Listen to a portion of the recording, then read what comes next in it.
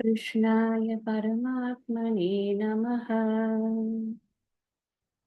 ஸ்ரீமத் பகவத்கீதை 4வது அத்தியாயத்துல நம்ம ஸ்லோகங்களை படித்துக் கொண்டிருக்கோம். இப்ப பகவான் இந்த அத்தியாயத்தை ஆரம்பிக்கிற போது ஞான மகிமா, ஞான பரம்பரா மகிமா, அதே ஞானம்தான் உனக்கும் நான் சொல்லிக் கொண்டிருக்கிறேன் அப்படின்னு அர்ஜுனனுக்கு சொன்னார். அப்புறம் அர்ஜுனன் கேட்ட கேள்வியின் காரணமாக பகவான் ஆரம்பிச்சது அவருடைய அவதாரத்தை பற்றிய விஷயங்களை சொன்னார். முதல்ல அவர் எனக்கு என்னுடைய பூர்வ ஜென்மங்கள் எல்லாமே தெரியும், உனக்கு தெரியாது அப்படிங்கறத ஆரம்பிக்கும் பொழுது அவர் அவதாரத்தினுடைய ஒரு பிரகடனத்தை அங்க பண்றார். நான் சர்வஜன், அவதாரம்ங்கிறது சர்வஜனாக இருக்கும் அப்படிங்கிறதாக. சர்வஜன்னா வாலறிவன் அப்படின்னு வச்சுக்கோங்க. வாலறிவன் இஸ் ஈக்குவல் டு சர்வஜன், எல்லாம் அறிந்தவர், எல்லா அறிவையும் பெற்றவர், அனைத்து அறிவையும் பெற்றவர். நான் அனைத்தையும் அறிவேன், முக்காலங்களும் அறிவேன், நீ அதை அறிய மாட்டாய் அப்படிங்கறத முதல்ல அவதார பிரகடனம் நடந்தது. அந்த அவதார பிரகடனத்துக்கு அப்புறமா அவதாரத்தினுடைய ஸ்வரூபம் சொல்லப்பட்டது. எப்படிப்பட்டது இந்த அவதாரம்? இது பிறப்பற்றது, இது அனைத்திற்கும் தலைவனாக இருக்கக்கூடியது. பூதானாம் ஈஸ்வரோபி சன்னு, இது நான் அஜோபி சன்னு, இது நான் அவ்யயம், நான் அழிவே அற்றது. என்றாலுமே கூட நான் ஒரு உருவத்தை எடுத்துக்கொண்டு என் மாயையை என்னுடைய கட்டுப்பாட்டில் வைத்து என் மாயா சக்தியினால் நான் ஒரு உருவத்தை எடுத்துக்கொண்டு வருகிறேன். இப்படி வந்ததுதான் அத்தனை அவதாரமுமே. அதுல இந்த அவதாரமும் அப்படித்தான். இப்ப என்ன பாக்குற கிருஷ்ணர்ங்கிற ஒரு உருவம் பாக்குறியப்பா, இந்த கிருஷ்ணர் அப்படிங்கிற உருவம்ங்கிறது என் மாயா சக்தியினால் நான் எடுத்துக்கொண்ட ஒரு வடிவம். நரசிம்மரா வந்ததும் நான் தான், இது ராமரா வந்ததும் நான் தான், பரசுராமரா வந்ததும் நான் தான், எல்லாம் நான் தான். ஆனா இப்ப நான் எடுத்துட்டு இருக்கேன் இந்த யுகத்திற்கு, இந்த நேரத்திற்கு தேவையான ஒரு உருவத்தை என் மாயா சக்தியினால், என்னுடைய கட்டுப்பாட்டில் இருக்கக்கூடிய மாயா சக்தியினால். அப்போ இதுல எத்தனை விஷயம் தெரியுது? அவதாரத்தினுடைய ஸ்வரூபம்ங்கிற போது அந்த அவதாரம், அந்த ஈஸ்வரத்துவம் அப்படிங்கிறது எதை குறிக்கிறது என்றால் மாயையை ஆளும் தன்மையை குறிக்கிறது அப்படிங்கிறத பார்த்திருக்கோம் நம்ம. அதுக்கப்புறம் எப்போ வருவர், அவதாரத்தினுடைய காலம் என்ன அப்படிங்கிறது, அதுக்கு சில கண்டிஷன்ஸ் வேணும். இந்த கண்டிஷன்ஸ் எல்லாம் ஃபுல்ஃபில் ஆனா நான் வருவேன். எப்போ தர்மத்திற்கு எப்பொழுது குறைவு ஏற்படுகிறதோ, அதர்மத்திற்கு எப்பொழுது மிகுதி ஏற்படுகிறதோ, அப்பொழுது நான் என்னுடைய மாயாசக்தியினால் என்னை தோற்றுவித்துக் கொள்வேன் அப்படின்னு அத 3வதா சொன்னேன். 4வதா என்ன சொன்னார்னா, அவதாரத்தினுடைய காரியம் என்ன, நான் வரேன்னா என்ன பண்ணுவேன், வாட் இஸ் த பர்பஸ், அதை சொல்லணும் இல்லையா. நான் வந்திருக்கேன், எல்லாரும் பூஜை பண்ணுவாங்க, நானும் ஜாலியா சாப்பிட்டு நைவேத்தியம் எல்லாம் சாப்பிட்டு ஜாலியா போயிடுவேன், அப்படி இல்லை. நான் வரது எதுக்குன்னா, இந்த காலம் நான் சொல்லியிருக்கேனே, தர்மத்திற்கு குறைவு அதர்மத்திற்கு மிகுதி, இது வரும்போது நான் வந்தா என்ன பண்ணணும், நானு கட்டாயம் நான் சாதுக்களை காக்க வேண்டும். தர்மத்தை யாரெல்லாம் செய்கிறார்களோ, கடைபிடிக்கிறார்களோ, அற வாழ்க்கை வாழ்கிறார்களோ, அவர்களுக்கெல்லாம் எந்த ஒரு தீங்கும் இல்லாமல் அவர்களை நான் காக்க வேண்டும். அவர்களை நான் காக்கணுமா இருந்ததுன்னா நான் என்ன பண்ணணும், அதர்மத்தை செய்பவர்களை எல்லாம் நான் அழிக்க வேண்டும். இந்த அழிவையும் இந்த காத்தலையும் நான் செய்து ஒரு சமநிலையை இந்த சமூகத்தில் ஏற்படுத்துகிறேன். எப்பவுமே சமநிலைங்கிறது ரெண்டும் இருக்கும். சமநிலைன்னு சொல்லிட்டாலே ரெண்டும் இருக்கும்னு புரிஞ்சுக்கும். ஏன்னா அது இல்லாம இதோட பெருமை தெரியாது. இதுவும் எதுவுமே மிகுதி ஆகிட விட முடியாது. அதனால இது ரெண்டும் ஈக்குவலாவே ரன் ஆயிட்டே இருக்கணும் இந்த உலகம் தழைத்து கொண்டு இருப்பதற்கு. இது ரொம்ப அதிகமாயிடுத்து, இந்த அதர்மம் அதிகமாயிடுத்து அப்படின்னு சொன்னா அப்போ இந்த உலகத்திற்கு கேடு வரும். அதுக்காக நான் என்ன பண்ணுவேன்னா, தர்மத்தை யாரெல்லாம் செய்கிறார்களோ அவர்களை எல்லாம் காப்பேன், அதர்மத்தில் இருப்பவர்களை எல்லாம் நான் அழிப்பேன் அப்படிங்கறத அவருடைய அவதார காரியம்னு சொன்னேன். அந்த ஸ்லோகத்துக்கு பக்கத்துல போட்டுக்கணும். இது எது விஷயத்த சொல்லியிருக்கு, அவதார பிரகடனம், அவதார ஸ்வரூபம், அவதார காலம், அவதார காரியம். லாஸ்டா என்ன சொன்னார், இத யார் உள்ளது உள்ளபடி என்னுடைய இந்த திவ்யமான இந்த அவதார ரகசியத்தை உள்ளது உள்ளபடி யார் புரிந்து கொள்கிறார்களோ அவர்களுக்கு என்ன கிடையாது அப்படின்னா, மீண்டும் ஒரு புனர்ஜென்மம், தியக்த்வா தேகம் புனர்ஜென்ம நைத்தி மாமேத்தி சோர்ஜுன அப்படின்னு சொன்னாரா இல்லையா. என்னையே அவன் அடைகிறான். அதுக்குதான் லாஸ்ட் கிளாஸ்ல சொன்னேன், என்னையே அவன் அடைகிறான் அப்படிங்கிற போது அந்த என்னையேங்கிறது எதை குறிக்கிறது, எந்த எந்த ஆஸ்பெக்ட் ஆஃப் கிருஷ்ணா அப்படின்னு புரிஞ்சுக்கணும். என்னையே அவன் அடைகிறான், நான் உட்கார்ந்துருப்பேன் ஒரு இடத்துல இருக்கேன் நானு, எனக்குன்னு ஒரு உலகம் இருக்கு, கோலோகம் இருக்கு, பிருந்தாவனம் இருக்கு, அந்த இடத்துல நான் இருக்கேன், எல்லாரும் வந்து என்னோட சேர்ந்துப்பாங்க, அந்த இடத்துல நாம எல்லாரும் ஜாலியா இருக்கலாம். அப்படி கிடையாது. என்னையே நான் அடைகிறான் அப்படின்னு சொல்லும் பொழுது என்னுடைய உண்மை ஸ்வரூபமானது எதுவோ அதையே அவனுடைய உண்மை ஸ்வரூபம் என்பதை புரிந்து கொண்ட அறிவிலே அவன் என்னை அடைகிறான். இது அறியற விஷயம். இது வந்து இமோஷனல் விஷயம் கிடையாது. என்னை கூட்டிட்டு போயிட்டேன் பகவானே அப்படின்லாம் நம்ம இமோஷனலா நிறைய பேசுவோம். ஆனா இமோஷனலா எது சொன்னாலுமே அறிவுக்கு பொருந்தாத விஷயமா இருக்கும். அறிவுக்கு பொருந்துறது எதுன்னா உன்னுடைய உண்மை ஸ்வரூபம் எது, என்னுடைய உண்மை ஸ்வரூபம் எது, இவை இரண்டும் ஒன்றுதான். Therefore both are equal, x is equal to y, therefore equal அப்படின்னு நம்ம வந்து ஸ்கூல்ல எல்லாம் நம்ம தியரம் எல்லாம் எப்படி கண்டுபிடிக்கணும், அதே மாதிரி நான் அதுக்கு ஒரு உதாரணம் கூட உங்களுக்கு சொல்லியிருக்கேன். அலை அப்படிங்கிறதுல என்ன இருக்கு, வாட் இஸ் த இன்கிரீடியன்ட் இன் அலை, அலையில இருக்கிற விஷயம் என்ன அப்படின்னா தண்ணீர். கடல்ல இருக்கிற விஷயம் என்ன, சமுத்திரத்துல இருக்கிற விஷயம் என்னன்னா அதுல இருக்கிறதும் தண்ணீர். தண்ணீர் என்ற கோணத்தில் இவை இரண்டும் ஒன்றுதான். அதே மாதிரிதான் ஜீவன் பிரம்மன் அப்படிங்கிறது எந்த கோணத்துல ஒன்று அப்படின்னா தூய உணர்வு என்ற கோணத்தில் ஜீவனும் பிரம்மமும் ஒன்றேதான். அதனால நான் உனக்கும் எனக்கும் வேற வேற வித்தியாசம்ங்கிறதே கிடையாதுங்கிறத எவன் ஒருத்தன், அதுதான் தத்துவத்தக, உள்ளது உள்ளபடி என்னும் மேலல்ல குறைவில்லை அப்படி புரிஞ்சுக்கிறானோ அவனுக்கு மறுபடியும் பிறவி இல்லை. இதுலயே பாக்குறோம், இந்த ஞானத்தை அறிந்தவனுக்கு மீண்டும் பிறவி இல்லை. இதுதான் ஞானம். உள்ளது உள்ளபடி தன்னை அறிவது, இந்த உலகத்தை அறிவது, இறைவனை அறிவது, இது மூணும் யார் உள்ளது உள்ளபடி அறிய முடிகிறதோ குருவின் துணையோடு. அது நிறைய நான் திருப்பி திருப்பி சொல்லிக்கொண்டேதான் இருக்கேன். எத்தனை தடவை ரிப்பீட் பண்ணறதா இருந்தாலும் இந்த வார்த்தை வந்து வர்த்து. அதனால அதை ஞாபகம் வச்சுக்கோங்க. அந்த குருவின் துணையோட, சாஸ்திரத்தின் துணையோடு, குரு வாக்கிய பரிபாலனம், அது ரெண்டையும் வந்து கரெக்டா பண்ணிரும் அப்படின்னு சொன்னா அப்போ நமக்கு புரியுது. நம்ம சொல்லி கொடுத்த விஷயம் நல்லா புரிஞ்சிருக்கு அப்படின்னு சொன்னா அப்ப நமக்கு மோட்சம், இனிமே நம்ம பிறக்க வேண்டிய அவசியம் இல்லை அப்படிங்கிற விஷயத்த இங்க தன்னை அறிந்தவர் யார, பகவானை அறிந்தவன் அப்படிங்கிறவன் நிச்சயமாக இந்த மோட்ச பாதைக்கு இட்டு செல்லப்படுவான்ங்கிறது indirectly it is a guarantee here. அதை நம்ம நல்லா புரிஞ்சுக்கணும். அடுத்த ஸ்லோகத்துல சொல்ல போறாரு, அப்படி இருக்கக்கூடியவன் என்ன என்ன மெத்தட்ஸ் ஃபாலோ பண்ணி அதை பண்ணுவோம். டைரக்டா இப்ப நம்ம சொல்லும் இவ்வளவு எக்ஸ்பிளைன் பண்றோம், தத்துவத்தகனா என்னன்னு எக்ஸ்பிளைன் பண்றோம், நைத்தி மாமேத்தி சோர்ஜுனா மாம் ஏத்தினா அந்த எண்ணெய்ங்கிறது என்னன்னு எக்ஸ்பிளைன் பண்றோம். இதெல்லாம் பகவானே வந்து கருணையோட அடுத்த ஸ்லோகத்துல என்ன ஒரு குவாலிட்டியோட அந்த அந்த பக்தனோ அல்லது அந்த மாணவனும் இருப்பான் அப்படிங்கிற விஷயத்த அடுத்ததுல சொல்ல போற. இன்னைக்கு நாம 10வது ஸ்லோகத்தை படிக்கலாம். சொல்லுங்க சொல்லுங்கப்பா.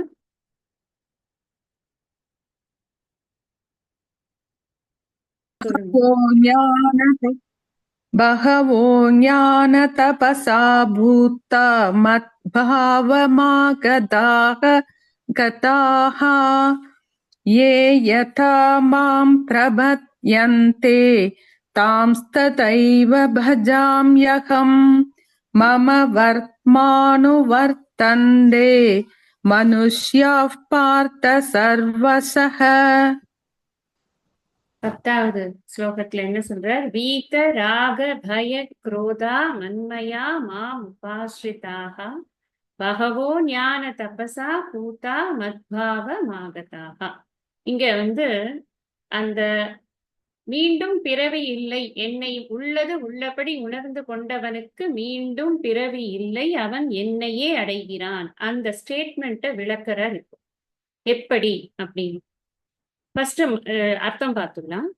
மன்மயா என் மயமானவர்களாய், மாம் என்னையே, உபாஸ்ரிதாக சார்ந்து இருப்பவர்களாய், வீத ராக பய குரோதாக பற்று அச்சம் சினம் இவைகளிலிருந்து விடுபட்டவர்களாய், ஞான தபசா அறிவு தவத்தால், பூதாக தூய்மை அடைந்தவர்களாய், வகவக பலர், மத் பாவம் என் ஸ்வரூபத்தை, ஆகதாக அடைந்திருக்கிறார்கள்.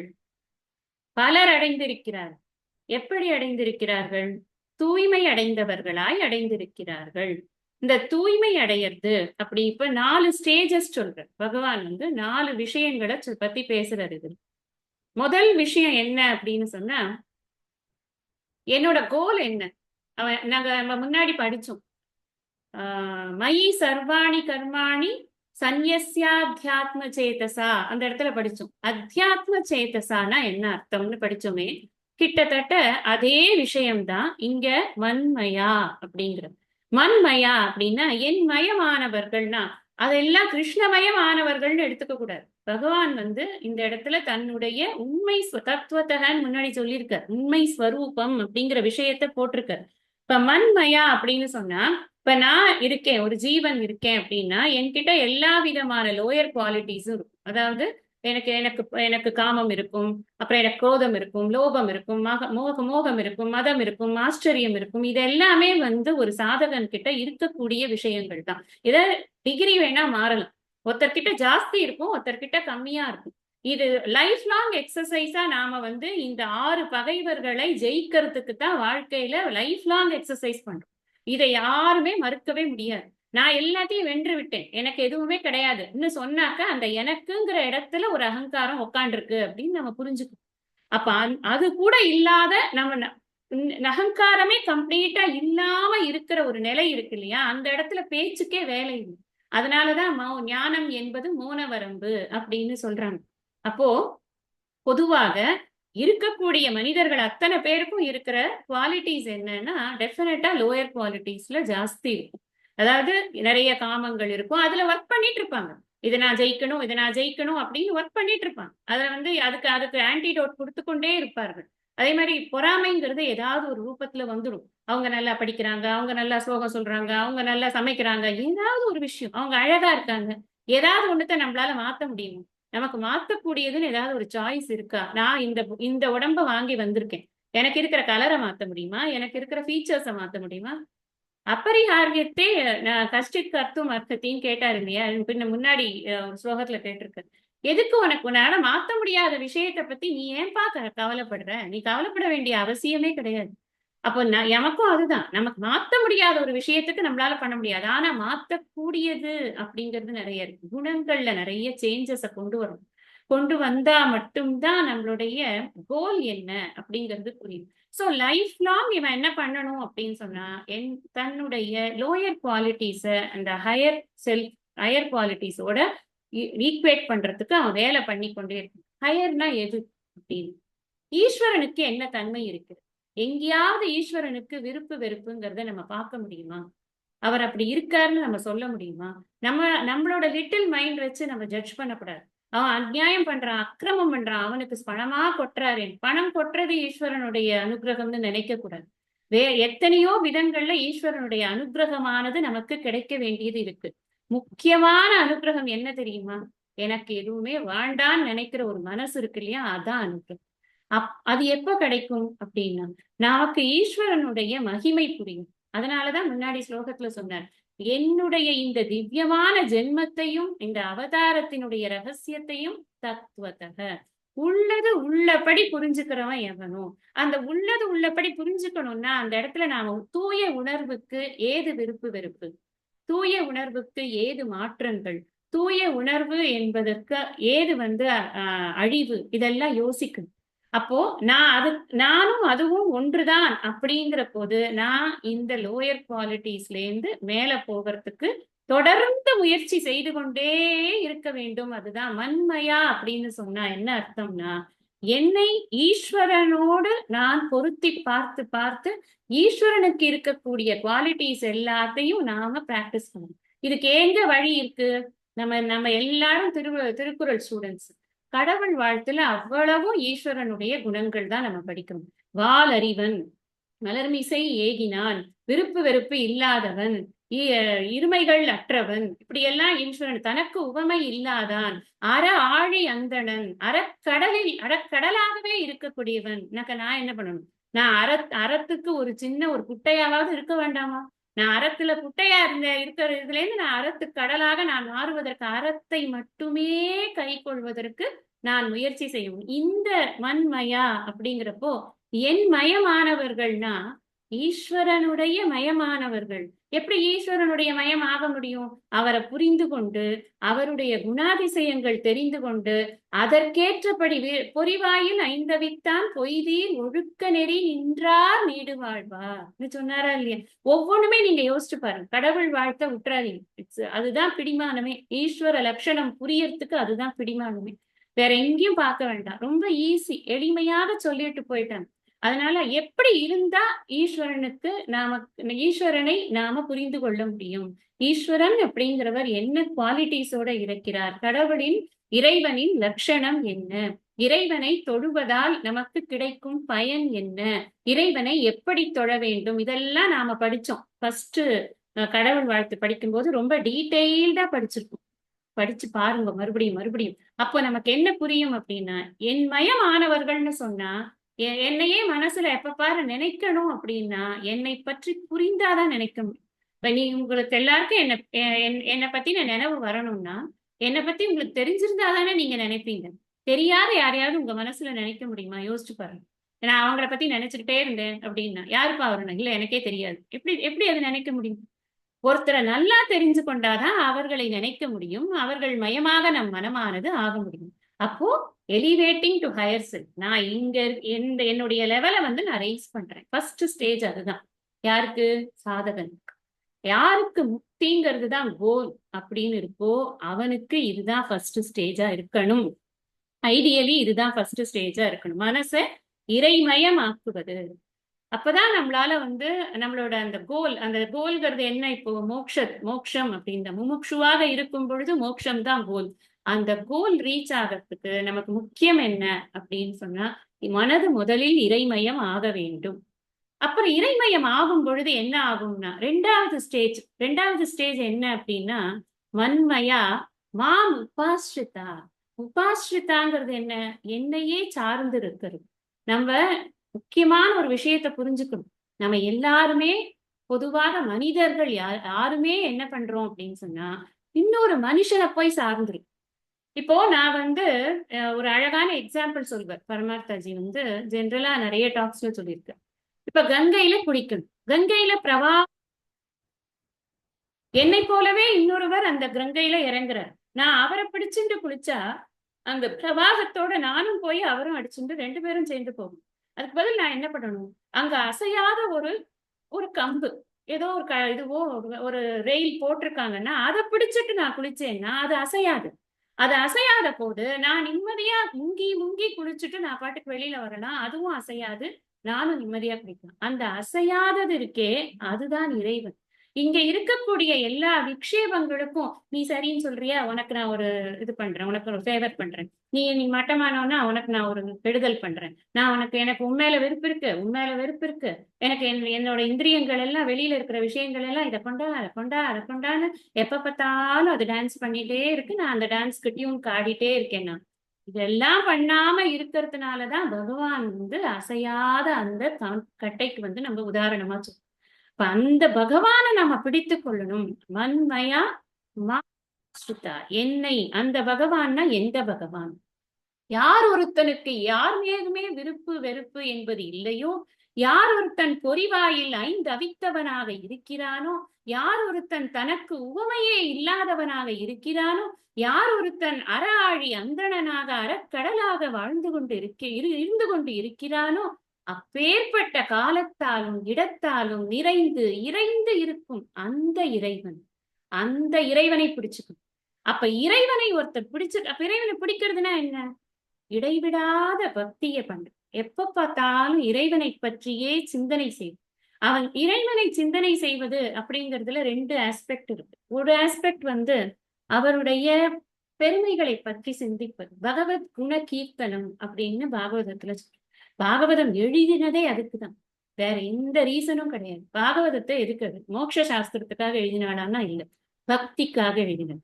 பக்தியை வளர்த்துக்கணும் அப்படின்னா, நீ அந்த பாகவதத்துல கூட நீங்க பாத்தீங்கன்னா தசமஸ்கந்தத்துலதான் பல பேருடைய மனசு போய் லயிக்கிறது. ஏன் காரணம் என்ன? ஏன்னா அங்கதான் பகவானுடைய லீலைகளை ரொம்ப அழகாக விவரிக்கப்பட்டிருக்கு. இந்த லீலைகள்ல யோசிச்சு பாருங்க. இது ரொம்ப சட்டிலான தாட். இது லீலைகள்ல யோசிச்சு பாருங்க.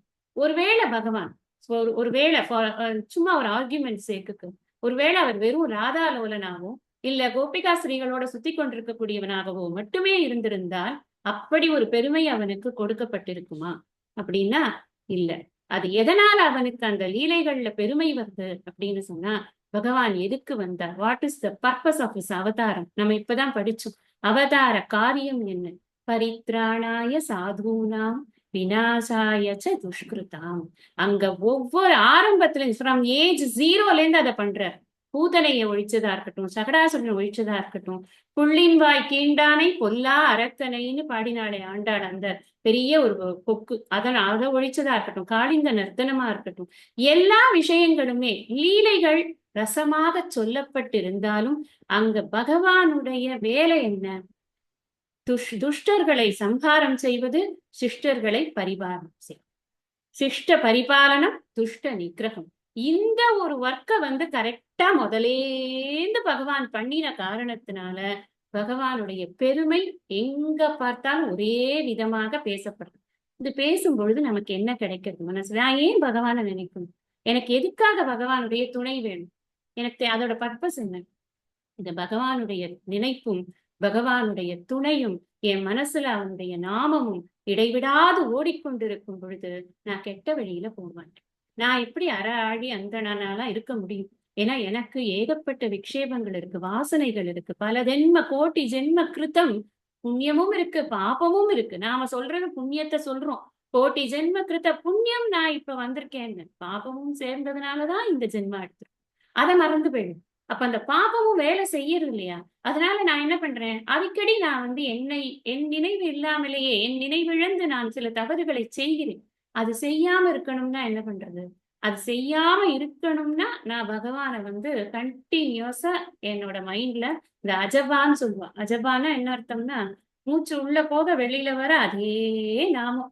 இந்த இதுல திரும்பரத்துல நடராஜர் ஆடுறார் அஜபா நடனம் அப்படின்னு சொல்றான். வேற ஒண்ணும் இல்ல, அந்த ஒரே சீரான திங்கிங். என்ன திங்கிங்? அது பகவத் ஸ்மரணை, வேற ஒண்ணுமே கிடையாது. ஈஸ்வர் இதுல இந்த உபாஸ்ரிதா அப்படின்னு சொல்லும் பொழுது அது மாதிரி பண்ணும் பொழுது என்னையே அவன் சார்ந்து இருக்கும் பொழுது, மனிதர்களை சாராமல் இறைவனை சார்பு உணர்ந்து சார்பு கெட ஒழுகின் அப்படின்னாரு இல்லையா திருவள்ளுவர். அந்த எந்த சார்பை சேரணுமோ அந்த சார்பை உணரணும், எந்த சார்பு வேண்டாமோ அந்த சார்பை கெட விட்டுடணும். நம்ம மனிதர்களை சார்ந்து இருக்கிறது நமக்கு ஸ்வீட்டா தான் இருக்கும்.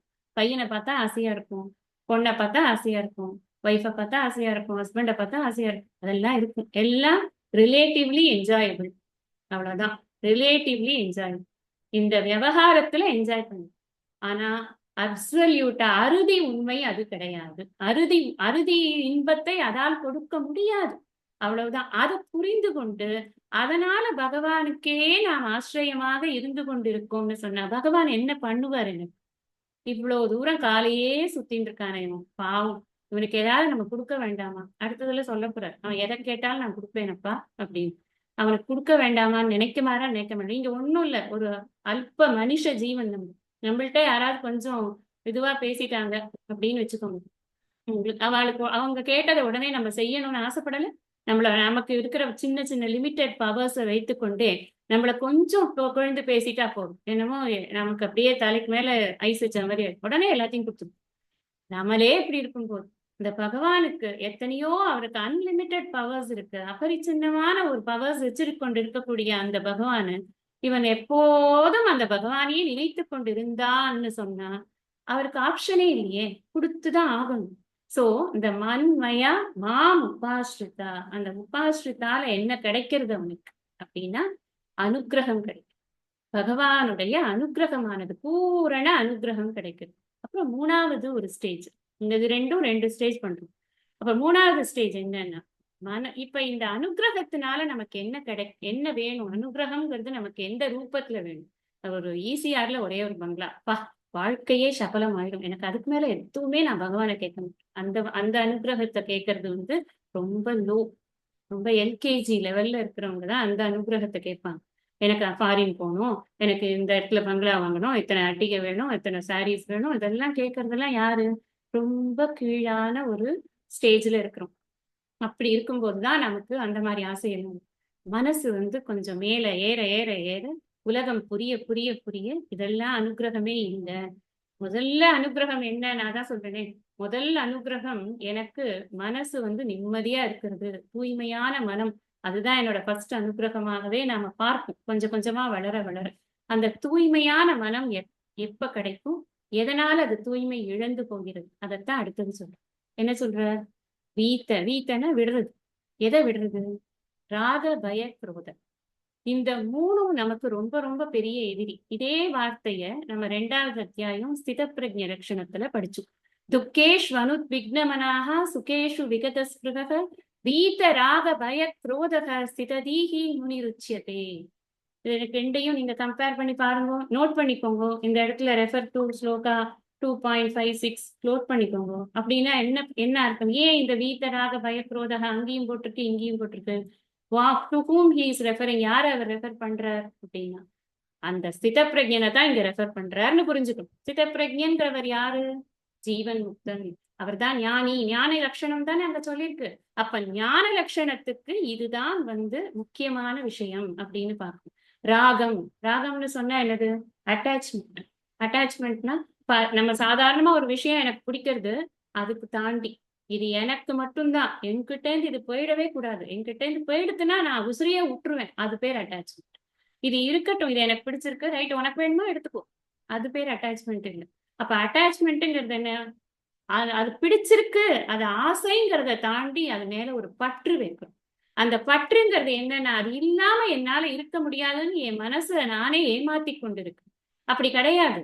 நம்ம பிறந்ததுல இருந்து எத்தனை பேர் நம்மளோட இருந்தவங்க போயிருக்காங்க, ஆனாலும் நம்ம சிரிக்கலையா, சாப்பிடலையா, நம்ம வளரலையா, வாழலையா, எல்லாம் தானே நடக்கிறது. அறிவுபூர்வமாக யோசிச்சு பார்த்தோம்னு சொன்னா நம்ம மனசு இதெல்லாம் ஏன் யோசிக்கணும், நான் எதுக்கு யோசிக்கணும் அப்படின்னு சொன்னா, இந்த அட்டாச்மெண்ட் இருக்கு இல்லையா, இது என்ன பண்ணும்? இந்த அட்டாச்மெண்ட் தான் அடுத்த ரெண்டுத்துக்கும் விதை.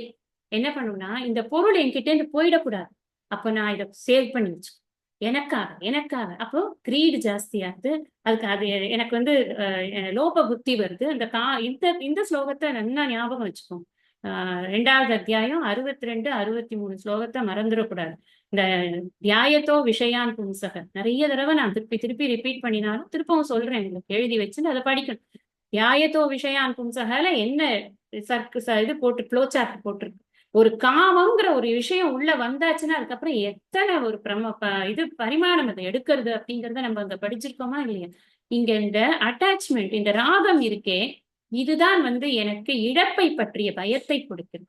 இழப்பை பற்றிய பயம் எனக்கு அதை பாதுகாக்க வேண்டும் என்ற ஒரு வெறியை கொடுக்கிறது.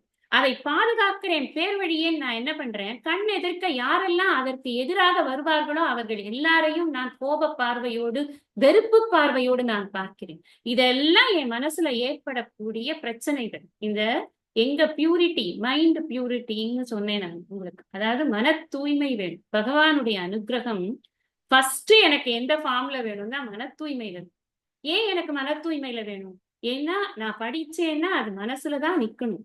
மனசுல நின்னாதான் புத்தி அதை கான்டெம்ப்ளேட் பண்ண முடியும். அப்ப எனக்கு மனசு வந்து ஒரு பெரிய டூல். படிக்கிறதுக்கு மனசு பெரிய டூல். ஒன்னும் இல்ல, இப்ப இங்க வந்து உட்கார்ந்து இன்னைக்கு ரொம்ப அட்டெண்டன்ஸ் கம்மி, என்ன காரணம்? வர முடியாத சூழ்நிலைகள் எத்தனையோ வருது. இது எல்லாத்தையும் தாண்டி வெளி எக்ஸ்டர்னல் சிச்சுவேஷன்ஸ் எல்லாம் கூட பரவாயில்ல, நம்ம ஏதோ ஒரு சூழ்நிலை சொல்லிடணும். மனசு ஒப்பல, என்னால வந்து இன்னைக்கு கிளாஸ்ல உட்கார முடியல, அப்படி ஒரு சிச்சுவேஷன் இருந்ததுன்னா எப்படி படிக்கிறது? நம்ம படிக்க முடியாது. அதை படிக்கணும் அப்படின்னா, அல்ல படிக்கிறத விடுங்க, எனக்கு படிக்கலாம் இஷ்டம் இல்லைங்க, நீங்க சும்மா படிச்சுட்டு உட்காந்துருக்கீங்க, அதெல்லாம் படிக்க முடியாது, எல்லாம் ஸ்கூல்லயே படிச்சாச்சு, ஓகே, படிக்க வேண்டும். பகவானை சிந்தனை பண்றதுக்கு அது கஷ்டம்தான், ரொம்ப கஷ்டம். என் மனசு கண்ணை மூடினா எனக்கு என்னோட செத்து போன அவங்க எல்லாம் வராங்க, இவங்க எல்லாம் வராங்க, யாரெல்லாமோ வராங்க, நான் எப்படி பகவானை சிந்தனை பண்றது? இதெல்லாம் என்னால முடியாது. தியானமே பண்ண முடியலங்க, கூடவே மாட்டேங்கிறது மனசு. கூடாது. எப்படி கூடும்? மனசுல யார் இருக்காங்க, எந்த தாட்ஸ் இருக்கு, அதெல்லாம் ரொம்ப முக்கியம். ரொம்ப அவ்வளவு ஈஸி கிடையாது தியானம் பண்றதுன்னு. அப்ப இந்த மன தூய்மைங்கிறது எந்த சாதனையாக இருந்தாலும் மன தூய்மை தேவையா தேவையில்லையா? கட்டாயம் தேவை. அதனாலதான் பகவானுடைய அனுகிரகம் என்கிறது எனக்கு எந்த ஃபார்ம்ல வேணும்னா, எனக்கு 10,000 கோடி பணம் வேண்டாம், எனக்கு 10,000 கோடி பணம் வேண்டான்னு நினைக்கிற மனசு, அதுதான் எனக்கு தூய்மையான மனசாக இருக்கும். எதன் மீதும் எனக்கு ஒரு பற்று வர வேண்டாம். அந்த பற்றின் காரணமாக நான் பயத்தில் இருக்க வேண்டாம். வாழ்க்கை பூரா பயம். இந்த இவரோட பாட்டு ஒண்ணு அழகான பாட்டு இருக்கு, பத்ரகிரியோட பக்கம். அது வந்து வியாதி, இவன் வந்து ரோகிக்கு வந்து வியாதியினால பயம், நிறைய பணம் வச்சுருக்கிறவனுக்கு திருடனால பயம். இது இந்த மாதிரி ஒவ்வொன்றுத்துக்கும் ஒவ்வொரு பயம் போடுவார். இந்த இதுல கூட ஒரு சினிமால கூட வரும், அதை கண்டா பயம், இதை கண்டா பயம். எனக்கு பயம்ங்கிறது எதனால வருது? இந்த பயம்ங்கிறது நானாகவே ஒரு விஷயத்தை பிடித்து கொண்டிருக்கிறேன், அதனால எனக்கு பயம் வரும். அதனால இந்த பயத்தை விடணும் அப்படின்னா முதல்ல ராகத்தை விடணும், பற்றை விடணும். பற்றை விட்டால்தான் பயம் என்கிட்ட இருந்து போகும். அப்புறம் பயம் போனதுக்கு அப்புறமா நான் என்ன பண்ணுவேன், பயம் போயிடுத்துனா யார்கிட்டையும் எனக்கு வெறுப்பு என்பது இருக்காது. குரோதம் அப்படிங்கிறது உச்சக்கட்ட வெறுப்பு. இந்த உச்சக்கட்ட வெறுப்புங்கிறது எப்ப வரும்? சாதாரணமா எல்லாரையும் பார்த்தா கோபம் ஏதாவது வந்ததுன்னா அது பேர் குரோதம் கிடையாது. என்னோட பொசிஷனை ஒருத்தன் எடுத்துக்க போறாங்கன்னு நினைக்கிற போது வருது இல்லையா, அதுக்கு பேர் தான் உச்சக்கட்ட கோபம். நான் வந்து அந்த உச்சக்கட்ட கோபத்தை நான் காட்டும் பொழுது தடவி கொடுக்கிற மாதிரியான வேர்ட்ஸ்லயா பேசுவேன், எவ்வளவு பேட் வேர்ட்ஸ் யூஸ் பண்ணுவேன். என்னால எவ்வளவு தூரம் ஹர்ட் பண்ண முடியுமோ கஷ்டப்பட்டு ஹர்ட் பண்ணிடுவேன். அந்த ஹர்ட் பண்ணதுக்கு அப்புறம் அதோட பலனை யார் அனுபவிக்கிறது? நான் தான் அனுபவிக்கணும். என் மனசுதான் உட்கார்ந்து வழட்டி கொண்டே இருக்கும், ஐயோ இப்படி பேசினேனே, அப்படி பேசினேனே, தேவையெல்லாம் பேசிட்டேனே, எவ்வளவோ விஷயங்கள். அப்ப இந்த மன தூய்மைங்கிறது என்ன ஆகுது? காலியாயிடும். என்னால மன தூய்மைங்கிறதுக்கு கொஞ்சம் கூட எஃபர்ட்ஸே கொடுக்க முடியல. மூணாவது ஸ்டேஜ் என்ன அப்படின்னு சொன்னா, அவன் வீத்த ராக பய குரோதக, ராகம், பயம், குரோதம், இது மூணையுமே அவன் விட்டு விட்டுத்தான் ஆகணும். இதுக்கு ரொம்ப அழகான ஒரு ஒரு ரெமெடி சொல்வார் பரமார்த்தானந்தாஜி. என்னன்னா, எனக்கு என்ன ப்ராப்ளம், எனக்கு இந்த இது இருக்கு இல்லையா, ராகம்ங்கிறது ஆசை அப்படிங்கிறது, எனக்கு தான் ஆசைதான் எனக்கு வந்து ப்ராப்ளம் கொடுக்கறது. இந்த ஆசைங்கிறது எனக்கு ஏன் வருது அப்படின்னா, நிலையானது நிலையற்றதுங்கிறதுல எனக்கு ஒரு தெளிவு. நான் என்ன பண்றேன், எதெல்லாம் பாக்குறேனோ, எதெல்லாம் அனுபவிக்கிறேனோ அதெல்லாம் எப்போதும் சாஸ்வதமா என்னோடையே இருந்து எனக்கு இன்பத்தை கொடுக்கும் பொருட்கள்னு நானா கற்பனை பண்ணி கொண்டிருக்கேன். அது அசாஸ்வதமானது, அது நிலையற்றது அப்படின்னு எனக்கு அறிவுல எட்டவே இல்லை. அதனால இந்த நிலையாமை தெரியாததுனால நான் என்ன பண்றேன்னா அந்த ஆசையை வளர்த்துக்கிறேன். இப்போ சுவாமிஜி என்ன சொல்றாருன்னா, டிசையர்ஸ் வரத நம்மளால நிறுத்த முடியாது, ஆசை வரத நம்மளால நிறுத்த முடியாது. அந்த ஆசையை என்ன மாத்திக்கணும் அப்படின்னா, நான் பைண்டிங் டிசையர்ஸா மாத்திக்கணும். இது நடந்தா சரி, நடக்கலைன்னா சரி. இன்னைக்கு என்னால இந்த இடத்துக்கு போக முடிஞ்சா சந்தோஷம், போக முடியலைன்னா பரவாயில்ல, நத்திங் இஸ் லாஸ்ட். அப்படி ஒரு விஷயத்திலுமே நம்முடைய ஆசையை, இன்னொரு விஷயமும் சொல்லுவார், வேற ஒரு டாக்ல சொல்லுவார், நீங்க டிசையர் எல்லாத்தையும் ப்ரிஃபரன்ஸா மாத்தி, ஐ வாண்ட் காஃபி சொல்லாதீங்க, ஐ ப்ரிஃபர் காஃபி சொல்லுங்க. ப்ரிஃபரன்ஸுக்கும் டிசையருக்கும் டிஃபரன்ஸ் வந்து லைட்டா அப்படின்னு நீங்க நினைக்க வேண்டாம், பெரிய டிஃபரன்ஸ் நம்ம மனசுல create. I prefer coffee over a tea அப்படி சொல்லுவோம் நம்ம ஜென்ரலி, அந்த வேர்டிங் வந்து அப்படிதான். அப்போ நீ உனக்கு டீ வேணுமா காஃபி வேணுமா, ப்ரிஃபரன்ஸ். வாண்ட்டுங்கிறதுக்கும் ப்ரிஃபரன்ஸுங்கிறதுக்கும் டிஃபரன்ஸ் இருக்கு. நீ கொடுக்க முடியாதா காஃபி, இட்ஸ் ஓகே. டீ கொடுக்குற, டீயும் இல்லையா, இட்ஸ் ஓகே, அவ்வளவுதான். ஐ ப்ரிஃபர் அப்படின்னு சொல்லி பார்த்தோம் அப்படின்னு சொன்னா, நான் இதை விட அதை நான் ஏற்றுக்கொள்கிறேன் அப்படின்னு நினைக்கிறோம், அவ்வளவுதான். இது ஏற்பு தான், இது விருப்பு கிடையாது. இது ஏற்கிறது, விரும்புறது கிடையாது. விரும்பிட்டேன்னு சொன்னா அது மேல பற்று வரும். அப்புறம் அதை வந்து யாரும் என்கிட்ட இருந்து பறிச்சுட்டு போக கூடாதுங்கிறதுக்கு ஒரு பயம் வரும். அப்புறம் அந்த பயத்தினால நான் அடுத்தவர்களை கடிச்சு கொதறுவேன். இப்ப இதெல்லாம் வேண்டான்னு சொன்னா நான் என்ன பண்ணணும்? இந்த கோபம்ங்கிறதுக்கு முக்கியமான ரூட் எங்க இருக்குன்னா இந்த ராகமும் பயமும் தான். அப்ப அது மூணையும் நாம வந்து ஹேண்டில் பண்ணணும். எப்படி ஹேண்டில் பண்றது அப்படிங்கிறதுக்கு ரொம்ப அழகான ஒரு மெத்தட் சொல்லி கொடுக்குறாரு. என்ன மெத்தட் அப்படின்னா, ஃபர்ஸ்ட் நமக்கு ஒரு விஷயம் புரியணும். என்ன விஷயம் புரியணும்? நான் வந்து இந்த உலகத்துல ஒரு கான்ட்ரிபியூட்டரா இருக்கேன். எதுக்கு என்ன கான்ட்ரிபியூட் பண்றேன் அப்படின்னு சொன்னா, என்னோட அடுத்தடுத்த வினைகளின் பலன்களுக்கு இன்றைய வினைகள் மூலமாக நான் ஒரு கான்ட்ரிபியூஷனை பண்ணி கொண்டு இருக்கேன். அதுக்கு என்ன அர்த்தம்னா, நான் இப்போ ஒரு நல்ல காரியம் பண்றேன், இந்த நல்ல காரியத்தின் மூலமாக எனக்கு புண்ணியம்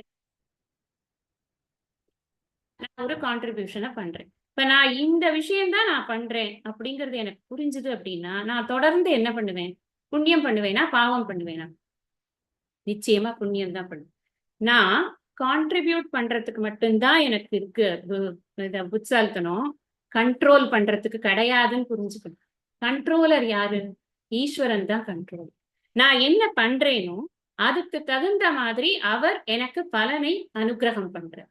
இந்த பலனை அனுகிரகம் பண்றதுக்கு அவர் டப்பால இருந்து என்னத்தையாவது எடுத்து, இந்தாமா எனக்கு ரொம்ப பிடிச்சிருக்கு இந்த மிட்டாயை வச்சுக்கோன்னு கொடுக்க முடியாது. நான் அதுக்கு சம்பாதிச்சு வச்சிருக்கேன். நான் ஒரு நல்ல காரியம் பண்ணி நிறைய புண்ணியத்தை சம்பாதிச்சு வச்சிருக்கணும். என் டபால இருந்து புண்ணியத்தை எடுத்து அவர் கொடுத்துருவார். அவர் கர்ம பல தாத்தா. அவர் தான் கண்ட்ரோல் பண்றார். எந்த கர்மத்திற்கு இந்த பலன் கொடுக்கலாங்கிறத நான் கிடையாது. நான் என்ன பண்றேன், நான் சத்கர்மங்களாக பண்ணி பண்ணி அவருக்கு சாய்ஸ்லெஸ் சுச்சுவேஷனை நான் உண்டு பண்றேன். நான் நல்லதே பண்றேன், நீங்க எனக்கு நல்லதே கொடுங்க கொடுங்க அப்படின்னு சொல்லி நான் ஒரு சாய்ஸ்லெஸ் சுச்சுவேஷனை உண்டு பண்றேன். இது மட்டும் தான் என்னால பண்ண முடியும். இப்ப நான் என்னோட பொசிஷனை ஃபர்ஸ்ட் புரிஞ்சுக்கணும். ஆஸ் அ ஜீவா, ஒரு ஜீவனாக நான் என்ன செய்ய முடியும் அப்படிங்கறத நல்லா புரிஞ்சுக்கணும். ரெண்டாவது என்ன பண்ணணும், இதெல்லாம் எதுக்கு சொல்றேன் அப்படின்னா, எப்படி இந்த ராகம் பயம் குரோதத்தை நான் ஹேண்டில் பண்றது அப்படிங்கிறதுக்கு, ஹவு டு ஹேண்டில், அதுக்கு தான் இதை சொல்லி. ஃபர்ஸ்ட் நான் என் செயல்களில் ஒரு தூய்மை வேண்டும். அப்படி எழுதிக்கும். என் செயல்களில் ஒரு தூய்மை வேண்டும். என் செயலுக்கு தகுந்த பலனை தருவது ஈஸ்வரன். அப்ப நான் என்ன பண்ணுவேன், செகண்ட் ஸ்டெப் என்ன அப்படின்னா, அந்த ஈஸ்வரனிடம் நான் சரணாகதி, எப்பொழுதும் அவனுக்கு நான் சரணாகதி பண்ணுபவனாக நான் இருக்கிறேன். எதற்கு சரணாகதி பண்ணணும், நான் என்ன கேட்கணும், சரணாகதி பண்ணி நான் என்ன கேட்பேன், இறைவனிடம் இருக்கக்கூடிய அபரிமிதமான அந்த சக்தி இருக்கு இல்லையா, அது எனக்கு என்னுடைய ஆத்ம பலம், மன பலத்திற்கு எனக்கு நீ கொஞ்சம் சக்தி கொடு அப்படின்னு கேட்கணும். ஏன்னா இந்த உலகத்துல இந்த ஆசையினாலும் கோபத்தினாலும் குரோதத்தினாலும் தான் நிறைய பேருடைய வாழ்க்கை வீணாக போகிறது. அப்ப அது போகாம இருக்கணும்னா நான் என்ன பண்ணணும், அதுகிட்டேந்து என்ன மீட்டெடுக்கிறதுக்கு எனக்கு சக்தி வேணும்.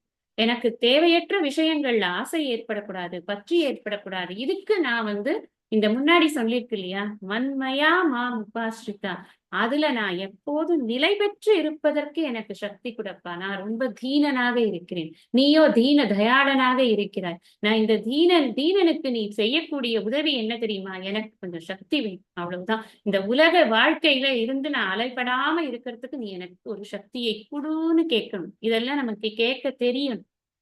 நம்ம என்ன கேட்கணும்னு தெரியணும். அதுக்குதான் குருநாதர் வேணும். நமக்கு எதை கேட்கணும்னாலும் என்ன கேட்கணும்னு சொல்லி கொடுத்தாதான் நமக்கு தெரியும். இல்லைன்னா நமக்கு அது கூட தெரியாது.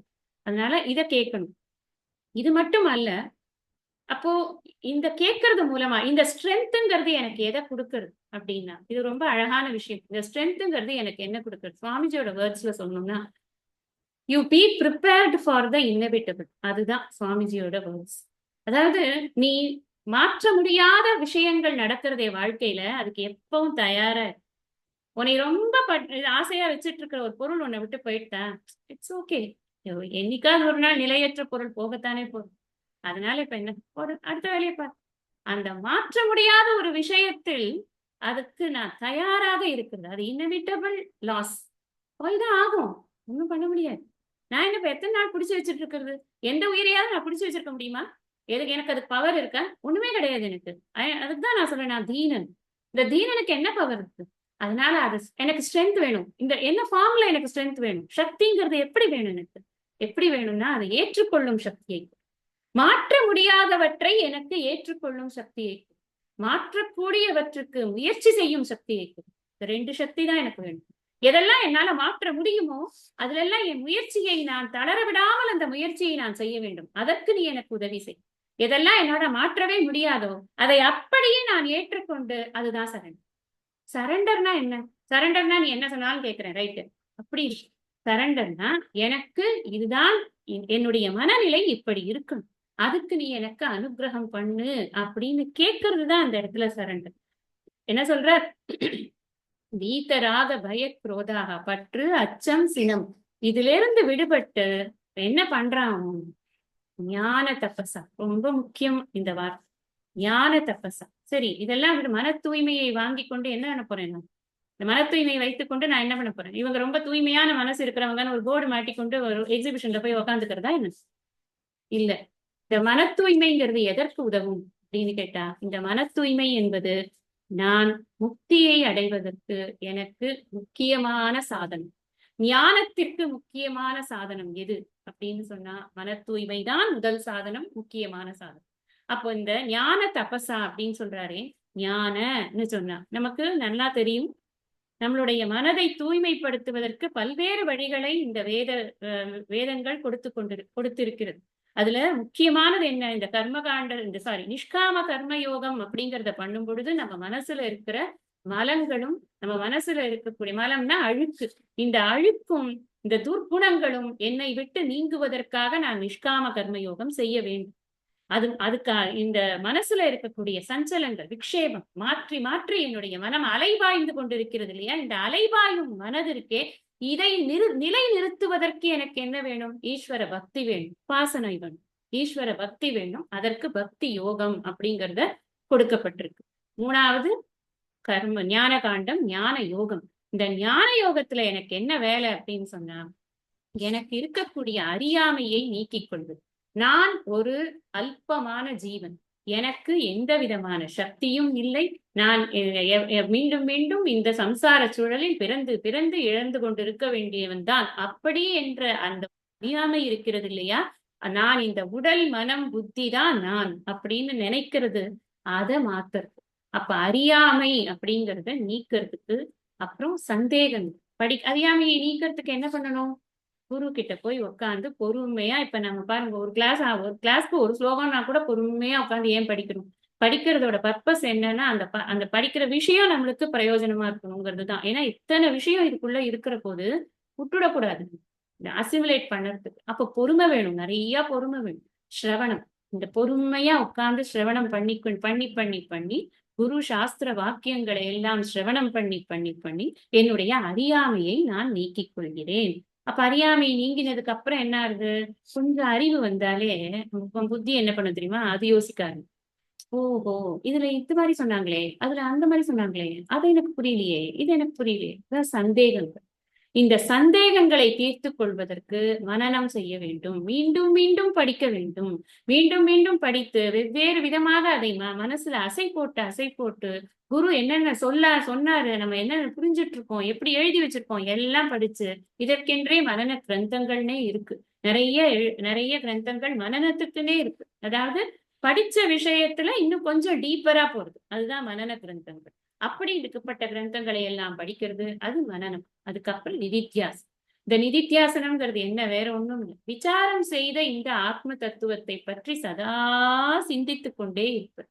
இதை செய்யும் பொழுதுதான் எனக்கு ஞானம் என்பது சித்திக்கிறது. ஞான தபசா அப்படிங்கிறது. தபஸ்னா என்ன?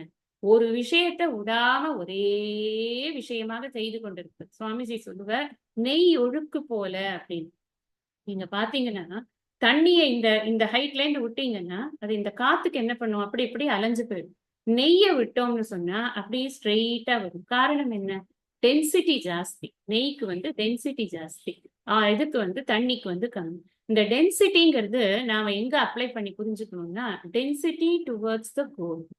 எனக்கு என்ன வேண்டும், இந்த பிறவியில் எனக்கு என்ன வேண்டும், அதற்கு நான் செய்ய வேண்டியது என்ன, என் மனதை எப்படி தூய்மைப்படுத்திக் கொள்ள வேண்டும், ஞானத்திற்கு நான் செய்ய வேண்டிய முயற்சிகள் என்ன. முயற்சி இல்லாமல் ஞானம் கிடையாது. எனக்கு குரு வந்தார், தலையில கை வச்சார், எனக்கு உலகத்துல இருக்கிற 50 விஷயம் தெரிஞ்சு போச்சுன்னா அதெல்லாம் கிடையாது. இது எங்கேயாவது யாருக்காவது நடந்திருந்தா கூட அது கூட நூதன விவேகி உள்ளம் நுழையாது, நுழையுமாகில் பூத ஜென்மங்கள் கோடி புனிதமாம் குருடனாமேன்னு சொன்னார் கைவல்ய வனிதக்காரர். அதனால அது ஏதோ ஒரு ஜென்மத்துல அவர் பண்ணின புண்ணியத்தினால கிடைச்சிருக்குமே, normally it is not like that. அதை நாம புரிஞ்சுக்கணும். அப்போ நாம முயற்சி பண்ணணும். என்ன முயற்சி பண்ணணும்? ஸ்ரவணம், மனனம், நிதித்தியாசனம் இதெல்லாம் பண்ணி அஜ்ஞான சந்தேக விபரீதங்களை எல்லாம் போக்கிக் கொள்ள வேண்டும். இதெல்லாம் பண்ணி அதுதான் அதை ஒரு தவம் மாதிரி பண்ணணும். நான் போர் அடிச்சுதுங்க, அதனால ஒரு கிளாஸ் கேட் பார்த்தேன், நல்லா இருந்தது, சூப்பர், அப்படி கேட்கறது தவம்னா என்ன? அதை விட்டா வேற சிந்தனை இல்லாத மாதிரி மைண்டை தயார் பண்ணி கொண்டு கேட்கணும். அதுக்குத்தான் முன்னாடி அந்த விஷயத்தை அந்த கிளாஸ் தான் அந்த முன்னாடி போட்டது. The condition of mind. எந்த கண்டிஷன் ஆஃப் மைண்ட்ல என்னால அந்த ஞான தபஸ் பண்ண முடியும்? வீதராக பயக்ரோதம். யோசிச்சு பாருங்க. இப்போ இந்த நிமிஷம் நாம யாரோடையோ இருக்கிற கோபத்தையோ, யாரோடையோ இருக்கிற பிரியத்தையோ, அதனால ஏற்பட்டிருக்கிற வருத்தத்தையோ, அதனால ஏற்பட்டிருக்கிற சந்தோஷத்தையோ நினைத்து கொண்டு இந்த வகுப்பை கேட்டோம்னு சொன்னா கூட அது வகுப்பு உள்ள போகுமா? இந்த வகுப்பே அப்படின்னு. அப்ப நம்ம ஆழமான விஷயங்களை படிக்க படிக்க நம்மளுடைய மனசு எவ்வளவு தூரம் தூய்மையாக இருக்க வேண்டும். இது எல்லாம் இன்டர் கனெக்டட். சுவாமி சொல்ற ஒவ்வொரு விஷயமும் இன்டர் கனெக்டட். மன்மயா மாம் உபாஸ்ரிதா வீதராக பயக்ரோதக ஞான தபசா. அத்தனையும் அதான் முதல்ல நான் சொன்னேன். ஃபர்ஸ்ட் 4 ஸ்டெப்ஸ் போட்டிருக்காரு. 4 ஸ்டெப்ஸும் இந்த 4 விஷயம் தான். ஞான தபசா. லாஸ்டா சொன்னது ஸ்டடி ஆஃப் த ஸ்கிரிப்சர்ஸ். நம்ம வந்து இந்த சாஸ்திர விஷயங்களை குருமுகமாக படித்து மனனம் செய்து நிதித்தியாசனம் செய்து அதை நம்மயமாக்கிக் கொள்ள வேண்டும். அதை யாரெல்லாம் பண்ணியிருக்காப்பா? அதெல்லாம் அது பண்ணினதுனால என்ன ஆகும்? ஞான தபசினால் என்ன ஆகும்? பூதாகா, தூய்மை அடைந்தவர்களாய். தூய்மை அடைந்தவர்கள்ங்கிறது என்ன அர்த்தம்னா, இந்த ஜீவன் இருக்கு இல்லையா, இந்த ஜீவன் வந்து இம்பியூரிட்டிஸோட இருக்கு. நான் சொன்னேன் இல்லையா, மல விக்ஷேபங்கள் நிறைந்தது மனசுல, நிறைய விதமான கல்மிஷங்களோட இது தன்னை ஐடென்டிஃபை பண்ணிருக்கிறதே இந்த கல்மிஷங்களோட தான் ஐடென்டிஃபை பண்ணி கொண்டிருக்கு. பூதாகா அப்படின்னு சொன்னா இம்பியூரிட்டிஸ் எல்லாம் நீக்கினார். எப்படி? இந்த இது ஒரு ஃபார்முலா. ஜீவன் minus impurity is equal to ஜீவாத்மா minus impurity is equal to பரமாத்மா. Simple formula. நான் பரமாத்மா ஆக முடியும்? நமக்கு எல்லாருக்கும் ஒரு கேள்வி இருக்கே, நான் எப்ப அந்த நிலையை அடைவேன்? அது நிலையே கிடையாது. நீ எப்பவுமே பரமாத்மாவா தான் இருக்க. நீ இந்த இம்பியூரிட்டிஸோட ஐடென்டிஃபை பண்ணாத, தூக்கி விட்டறியாத. நீ இந்த ஜீவனும் இறைவன், இந்த ஈஸ்வரனும் ஒன்றுதான் அப்படிங்கறத நீ புரிஞ்சுக்கும். இன் அதர் வேர்ட்ஸ் சொல்லணும்னா, பரமாத்மா plus impurity is equal to Jeeva. எப்படி சொன்னாலும் ஒண்ணுதான். அப்போ நான் என்ன பண்ணணும்? பூத்தாகா, நான் வந்து தூய்மை அடையணும்னா என்ன பண்ணணும்? தூய்மையற்ற விஷயங்களை தூக்கி விட்டறியும். அவ்வளவு சிம்பிள். நான் இந்த கீழான குணங்களோட என்னை ஐடென்டிஃபை பண்ணிக்கிறத நான் நிறுத்தணும். நான் இதுக்கு மேல நான் வந்து என் மனசுக்கோ என்னுடைய உடலுக்கோ புத்திக்கோ நான் எல்லாவற்றுக்கும் நான் இந்த விஷயங்களுக்கெல்லாம் நான் முக்கியத்துவம் கொடுக்க கூடாது. நான் யார்? நான் அலை அல்ல, நான் தண்ணீர். கடலிலும் தண்ணீர் தான் இருக்கிறது, இந்த அலையிலும் தண்ணீர் தான் இருக்கிறது. தண்ணீர் என்ற கோணத்தில் அலைக்கும் கடலுக்கும் வித்தியாசமே கிடையாது அப்படிங்கிற விஷயத்த திருப்பி திருப்பி திருப்பி நினைத்து கொண்டு அதையே நம்ம வந்து மனசுல வைத்துக் கொண்டிருக்க வேண்டும், புத்தியில வைத்துக் கொண்டிருக்க வேண்டும். அப்படி யார் பண்ணணும்? பகவகர் நிறைய பேர் பண்ணிருக்கா. நீ ஒண்ணும் நினைச்சுக்காத நீ மட்டும்தான் பண்றேன்ட்டு. உலகத்துல எத்தனையோ பேரு மத் பாவம், என் ஸ்வரூபத்தை அகைன் சேம் திங். 2 பேர் ஸ்வரூபமும் ஒன்று என்பதை புரிந்து கொள்வதுதான் என் ஸ்வரூபத்தை அடைவது. ஆகதாகா அப்படின்னா மத் பாவாக அப்படின்னு சொன்னா, சாரி, மத் பாவம் அப்படின்னு சொன்னா இறைவனும் நானும் ஒன்றுதான் அப்படிங்கிறத தீர்மானமாக அவன் புரிந்து கொண்டிருக்கிறான். அவன் தான் ஞானி. அந்த ஞான நிலையில், ஜீவன் முக்த நிலையில் அவன் இருக்கிறான். அப்படிப்பட்டவனுக்குத்தான் மீண்டும் பிறவி கிடையாது. நான் வந்து சப்ஜெக்ட திருப்பி திருப்பி கனெக்ட் பண்றேன். எதுக்குன்னா, நிறைய விஷயம் சொல்லும் பொழுது என்னத்துக்கு இதெல்லாம் சொன்னாங்கிறது அப்புறம் மறந்து போயிடும். என்னத்துக்கு இதெல்லாம் சொன்னாருன்னா, முன்னாடி ஸ்லோகத்துல சொல்லியிருக்கார், தேகம் தியக்த்வா புனர்ஜென்ம இல்லைன்னா ஏதி. அது முக்கியம். தேகம் தியக்த்வா புனர்ஜென்ம ந ஏத்தினா, நீ இந்த உடலை விட்ட பிறகு மீண்டும் பிறவி எடுக்க மாட்டாய்னா எதுக்கு, எப்ப எடுக்க மாட்டாய்? இந்த 10th ஸ்லோகத்தை நல்லா புரிஞ்சுட்டா அந்த கண்டிஷன்ல அவன் எடுக்க மாட்டான் அப்படிங்கறத புரிஞ்சுக்க. அதான் விஷயம். இன்னைக்கும் 2 ஸ்லோகம் பிளான் பண்ணி 1 ஸ்லோகம் தான் என்னால எடுக்க முடியுது. ஓகே, நம்ம இப்ப மகாத்மியம் படிச்சுட்டு இன்னைக்கு கிளாஸ